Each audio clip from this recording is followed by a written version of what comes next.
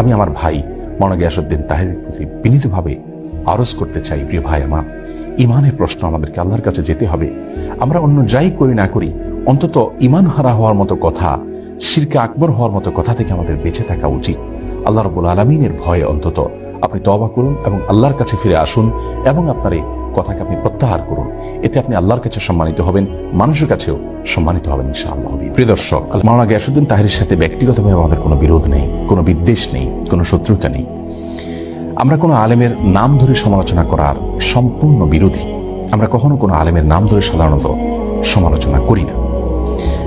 বিশেষ করে কোনো আলেম যদি এমন কোনো মত পোষণ করেন যে মতের সাথে আমি একমত নই, কিন্তু তার মতের সপক্ষে কোরআন হাদিসের কোনো দলিল তিনি এমনভাবে পেশ করেন যে কোরআন হাদিসের আলোকে তিনি সে মতটি পোষণ করেছেন, এটি তার একটা বুঝ, তার একটি গবেষণা, এমনটি হতে পারে, তাহলে সেক্ষেত্রে তার বিরুদ্ধে বিষোদ্গার করাকে আমরা সঠিক কাজ মনে করি না। কিন্তু গানে